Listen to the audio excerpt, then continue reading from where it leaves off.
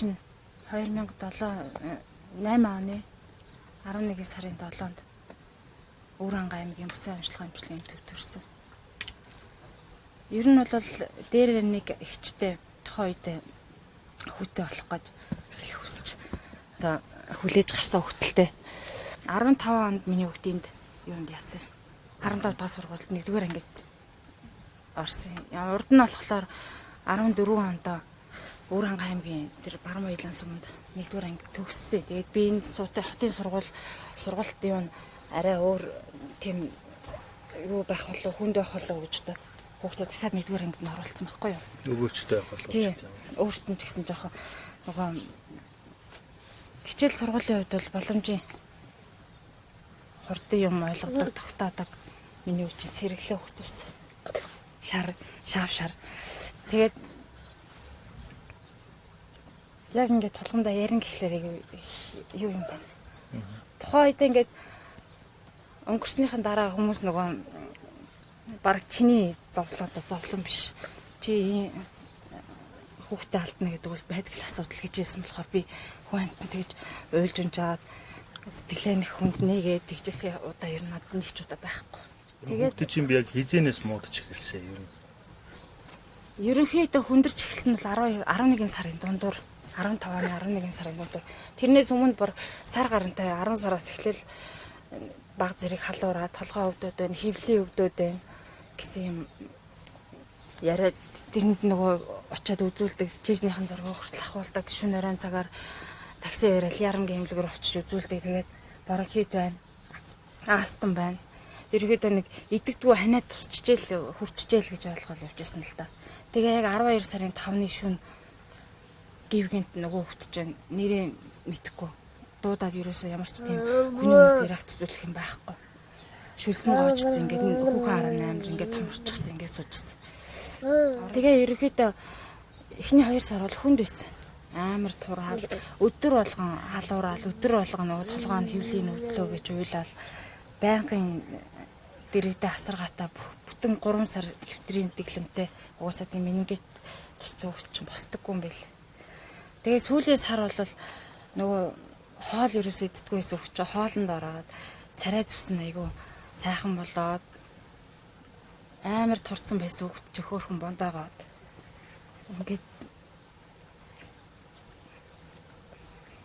босд суудаг болсон байсан. Тэгээд би юу идэгчлээ гэж бодсон л та. Юу эм чинь бол үнэ хэлсэн.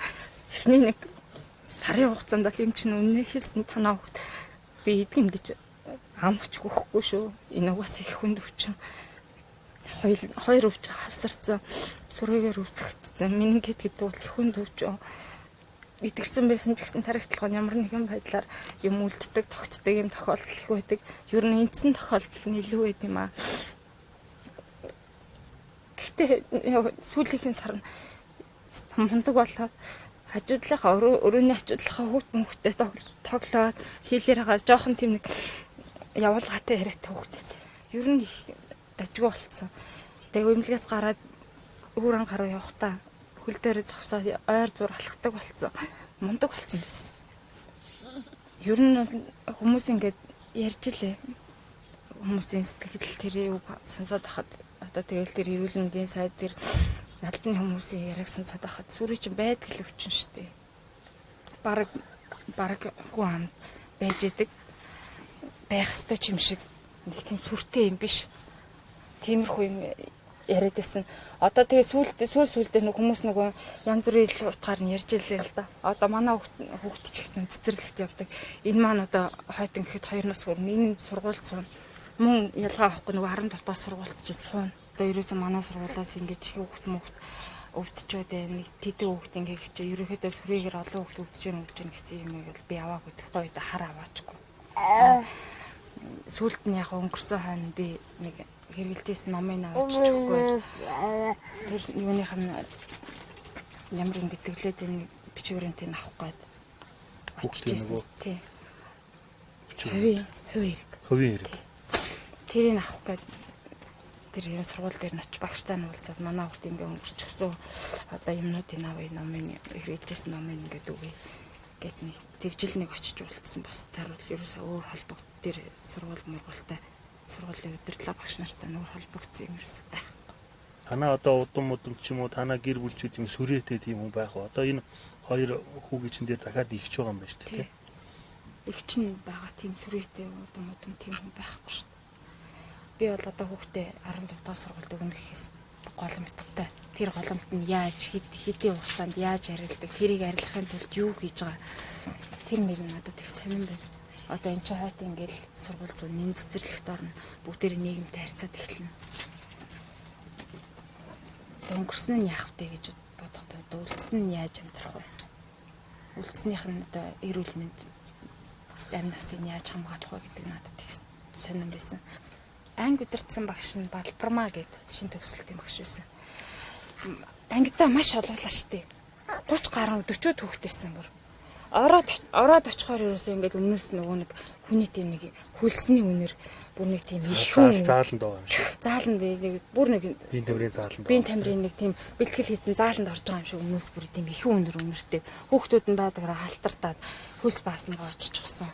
Нэг тиймэрхүү байдалтай. Энэ тийм тэр ер нь нэг 6-7 настай хүүхдийн сурах орчин гэж хэлэхэд их хүндрэлтэй тийм. Одоо бүх одоо энэ Улаанбаатарт байгаа сургуулийн ихэнх хувь тийм байгаа шүү дээ. Ерөнхийдөө.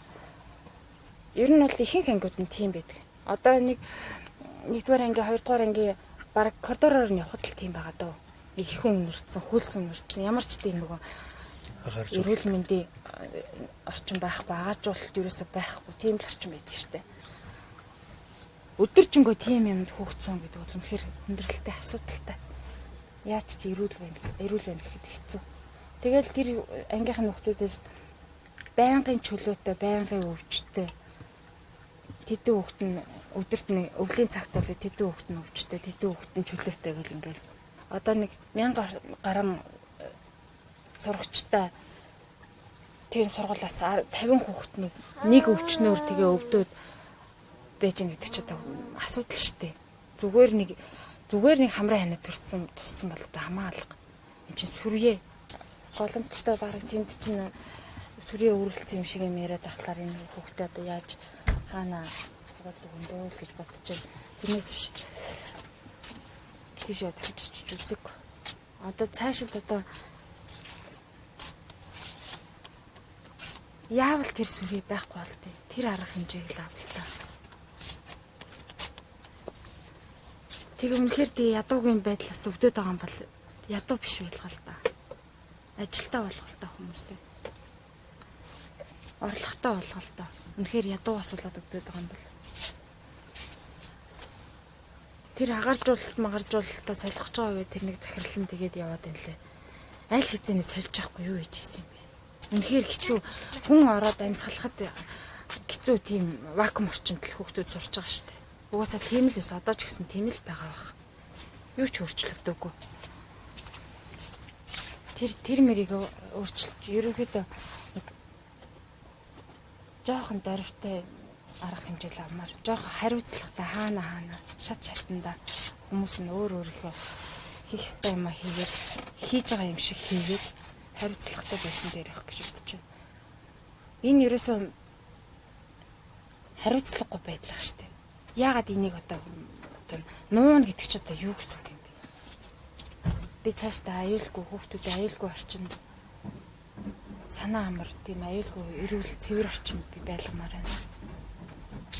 Тийм орчинд сурч боловсруулмаар байна. Live TV цэгийн таны хүссэн бүх лайвыг мэрэгжлийн өндөр түвшинд шууд дамжуулна.